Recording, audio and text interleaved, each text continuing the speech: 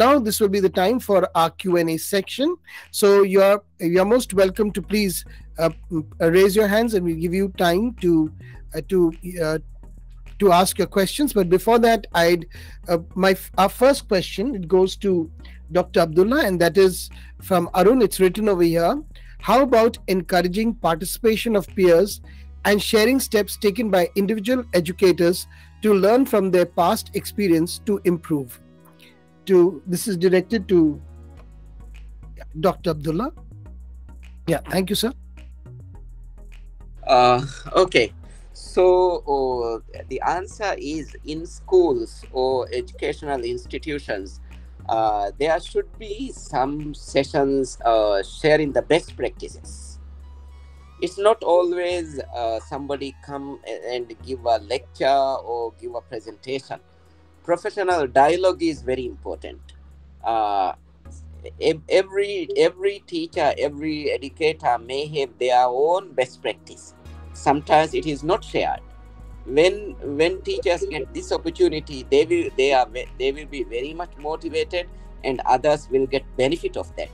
Therefore, my suggestion is like once in a month or or twice in a month, provide opportunity, people come and sit in small groups and raise their concerns and share their best practice and learn from each other. This can be done maybe with a coffee or chai in a very informal manner. So I think that's my suggestions for his question. Thank you. Thank you, sir. The second question is, can we consider empowering the teachers by the children? This is directed to Mr. Meru, sir. The question is repeated again. Yeah. Can we consider empowering the teachers by the children? Possible, definitely possible. And if anybody is close to our Krishnagiri district in Tamil Nadu, you can come and visit. You know what happened? And in 8th standard mathematics class, we have a very wonderful teacher. So I asked the teacher, can you please ask the children to write the lesson plan for the month of March. Children have written the lesson plan, and their format was completely different. We have given them the learning outcome, and this is the learning outcome which you are supposed to learn, and you are supposed to give exam, the so-called exam. They have written it. That's number one. The second one is, for the teachers, you should know your children. Know your children, KYC. So the beginning I started by saying you have to categorize the children: auditory learner, visual learner, kinesthetic learner, social learner, peer learner, all that kind of. If you can get a feel of this thing, then you can write the lesson plan. To improve your quality of classroom instructional delivery, you should know the children.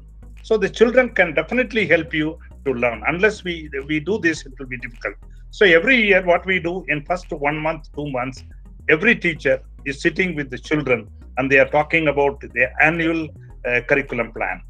And in the annual curriculum plan, then only the teachers write their annual curriculum plan. From the annual curriculum plan, they write their lesson plans. To do this, we have to talk to the children, and children will definitely give the answer.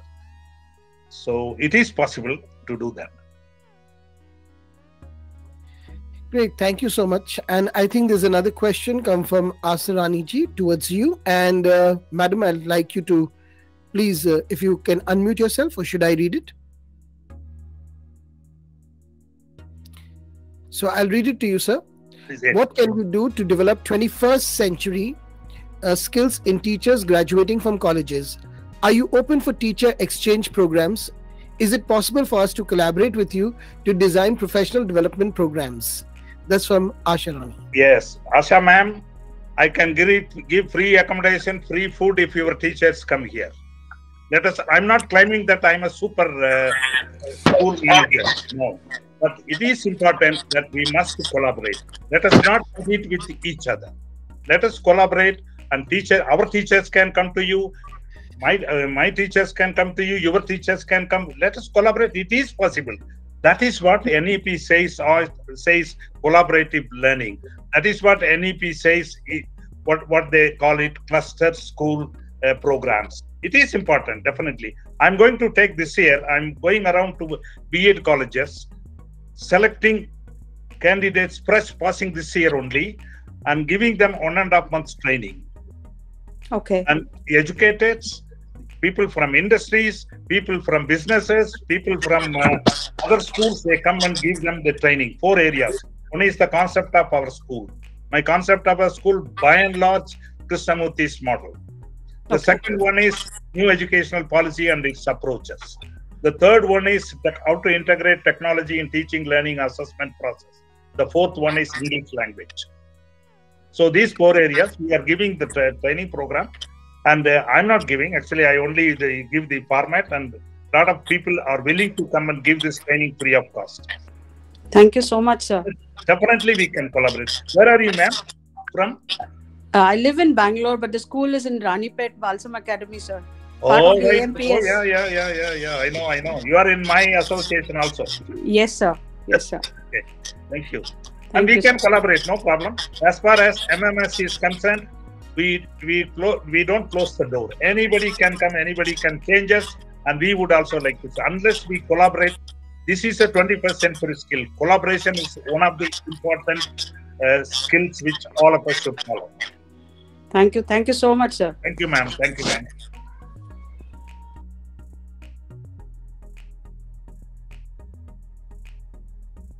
Thank you. I think that was great collaboration. And do we have another question? We'll address it to our eminent speakers of the day.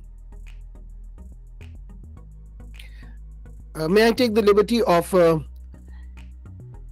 putting a question to Dr. Rasheed? Sir, are you there?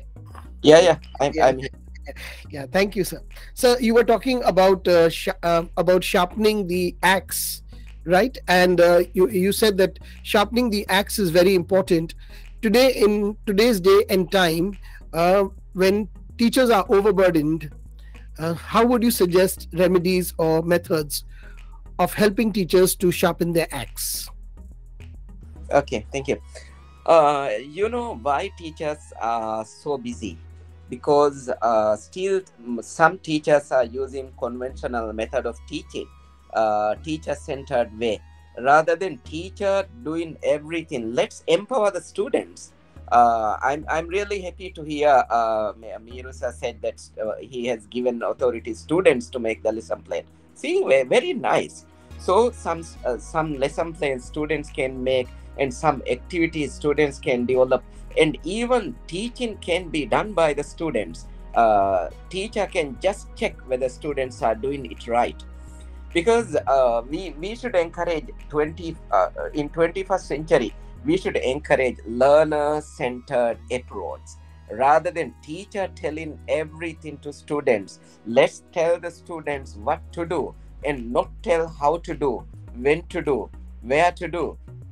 Give this opportunity for students. So teacher will be relaxed. Teacher can sit nicely and observe what students are doing.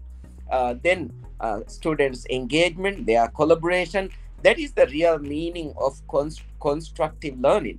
Students should construct their own learning. They can make meaning. Teacher just facilitate. So then teacher will not be so much tired or exhausted. And another thing is, by saying that we are busy, if we don't learn, our work will be busier, because we will not have idea of doing things smart. We will be working only hard. If we are not using creativity and innovation, the teaching learning will be dull, and students don't like it, and teacher will get more problems from students. Therefore, to conclude, I can say we have to be very innovative and creative in teaching, and we have to be learner-centered approach rather than teacher being the commander-in-chief in the classroom. Thank you. Thank you, sir. That was well explained, and thank you so much for the answer. The last question, I think, will go to Meru, sir. Sir, when we accept ChatGPT from a student, how do we ensure that learning is taking place? ChatGPT is for learning. And if I am a student, assume that I am the student of current day. Though I finished my college education in '69, my school education in '65. But if I am a student of now, I use ChatGPT, collect a lot of information and try to apply it. And I ask my teacher, how do I do it? And this is what I have applied. So now ChatGPT, I mean, I heard that prominent digital tycoons in India is suggesting to the government to ban ChatGPT. I mean, that could never happen. And if you do that, you are doing injustice to the learners. So what is important is ChatGPT can be used to get the content from what the teacher was giving, get a proper content from them, and they let them go and practice it, place it before. Either it is commerce or economics or physics or chemistry, all subjects, they can take it. One caution, we have to help children to understand all that what ChatGPT is giving is not right. And as on date, this is collecting data only from 21 and 22 is not there, because in digital world, every second new things are happening. And we are waiting for the Google Bard to come. If the Google Bard comes, I don't know what is going to happen. There is a big war between Google, Microsoft, and Chat AI. All that is happening. And believe me, that AI is going to take over a lot of things. I have to change my role as a school leader. And teachers have to change their role as a teacher. So there's a lot of things are going to come. Let us open our eyes, because everybody is worried about ChatGPT. So I have introduced in at least in the higher secondary, I request the teachers, ask the children to go and use the ChatGPT, and how ChatGPT can be converted as a learning tool for the children is very important. Carefully we have to do. Yeah, but the danger is of copy paste, and they don't understand what's happening actually. I can tell you very, very confidentially, whatever assignments you give, that assignment is done by the mother or the father. And you accepted it. Yeah, true, sir. I have 2 grandchildren. My daughter is struggling. I used to tell them, why are you struggling, my daughter? You are only going to school. Why are you struggling, my daughter? You know what we have to do? It's not copy paste. It is learning from a different source. ChatGPT is not Google, which is giving thousands of websites where you can go and explore. It gives everything, compile, and it gives you. From there, you get to explore, experiment, experience, and you get to evaluate. This 4E, you give it to the children. Ask them, did you explore it? Yes, I explored it. Did you experiment it? Yes, I experimented. That's the way we have to do. Sir, I can ask you one question, Mr. Charles. Why not 2 + 2 cannot become 5? Sir, I won't be able to answer it. I'm sorry. No. Why I'm saying is we have accepted, because I'm not a maths genius. But what I'm saying is we have accepted certain things as it is. But why not 2 + 2 cannot make 5? There are mathematicians to tell us the mood and all that. But being a commerce student, I accept 2 + 2 4, I move on. Similarly, there are a lot of things are going to be ready-made and given to you. And if you want to explore that, you explore it. If you don't want to explore it and want to continue on that, you can continue. Thank you so much. And with that, we wrap up today's session. It was very, very exciting. There were a lot of takeaways. And thank you, eminent speakers and our dear audiences, for being with us. Tomorrow we shall meet again with new speakers at the same time, 5 p.m. Thank you. God bless us all. Thank you. Thank you, sir. Thank you. Thank you, sir.